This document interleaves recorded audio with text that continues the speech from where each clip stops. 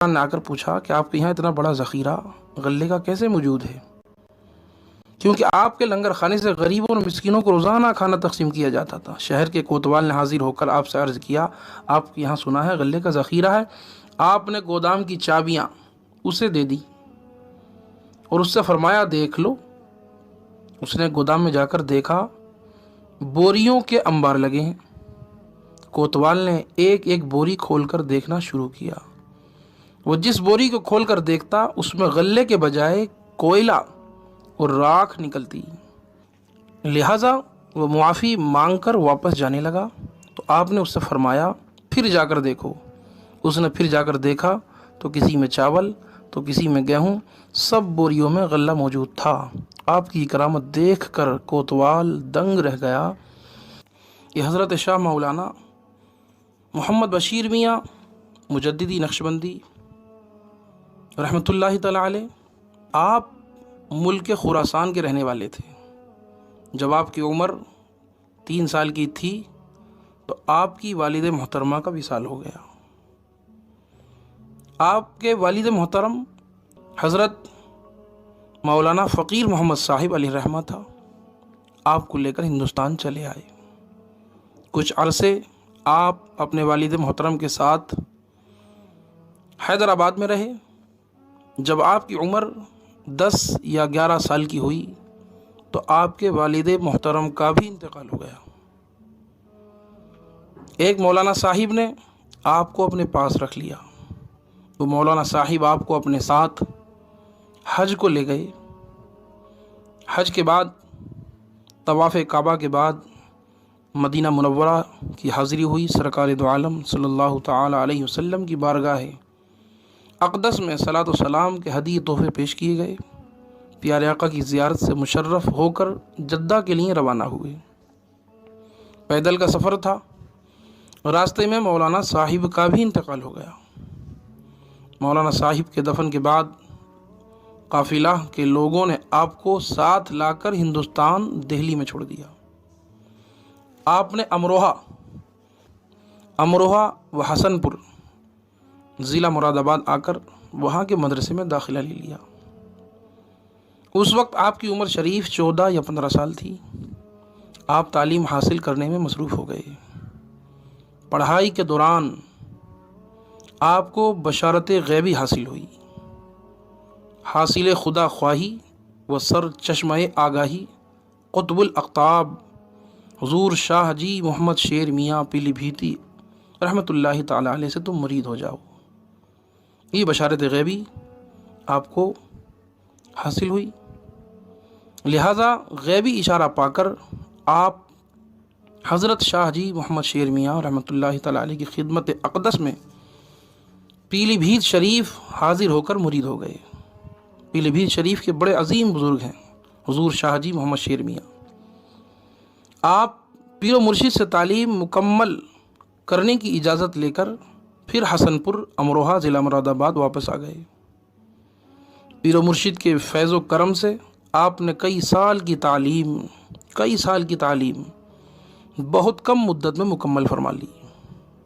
اللہ کی عطا سے اللہ نے اتنا عطا فرمایا، اور حضرت پیر و مرشد کی خدمت کیمیا خاصیت میں فیوز و برکات حاصل کرنے اور سیر و سلوک کی منزلیں طے کرنے پیلی بھیت شریف حاضر ہو کر آستانہ مرشد میں رہنے لگے۔ ایک روز حضرت شاہ جی محمد شیر میاں رحمۃ اللہ تعالی علیہ مونڈے پر تشریف فرما تھے۔ ایک لکڑی کا ٹیبل ہوتا ہے، کرسی ہوتی ہے، مونڈے پر تشریف فرما تھے، اور آپ کو شدت کی پیاس لگی تھی۔ اس کو حضور شاہ جی میاں علیہ رحمہ کو آپ کو شدت کی پیاس لگی تھی، مگر آپ نے کسی سے پانی طلب نہیں فرمایا۔ حضرت قبلہ و کعبہ مولانا شاہ محمد بشیر میاں حضور نے اپنی دانائی و فراست سے پہچان کر ایک لوٹا تازہ پانی کا حضرت شاہ جی محمد شیر میاں کہ حضور کی خدمت اقدس میں پیش فرما دیا۔ حضرت شاہ جی میاں علیہ الرحمہ نے خوشی کا اظہار فرمایا اور تھوڑا سا پانی پی کر 3 مرتبہ اپنی زبان مبارک سے فرمایا اللہ تیرا بھلا کرے، اللہ تیرا بھلا کرے، اللہ تیرا بھلا کرے، اور ہمیشہ تیرا لوٹا ٹپکتا رہے۔ سبحان اللہ، سبحان اللہ۔ یہ اشارہ ہے حضور شاہ جی میاں علیہ الرحمٰن نے حضور بشیر میاں سے فرمایا، اور ہمیشہ تیرا لوٹا ٹپکتا رہے۔ اس دعا سے مراد یہ تھی کہ مخلوق خدا ہمیشہ تجھ سے فیضیاب ہوتی رہے۔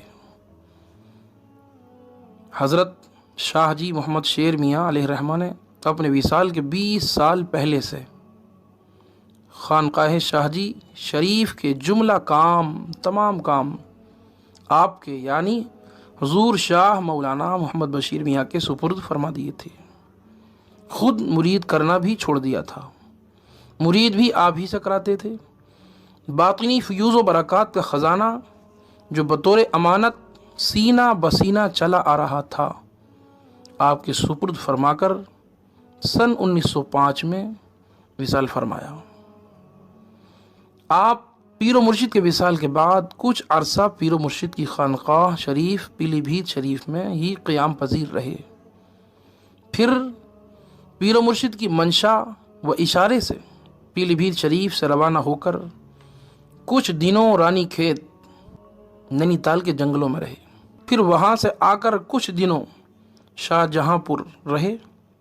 اس کے بعد آپ بریلی شریف تشریف لے آئے اور محلہ گلاب نگر میں مستقل سکونت اختیار فرما لی، جہاں آپ کا مزار پر انوار فیض بخش ہر خاص و عام ہے۔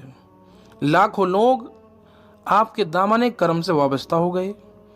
آپ سے بے شمار کرامتوں کا ظہور ہوا۔ آپ کی ایک کرامت بہت مشہور و زبان زد خاص و عام ہے۔ انگریزی دور حکومت میں مہنگائی اور کنٹرول کے زمانے میں کسی نے شکایت کر دی،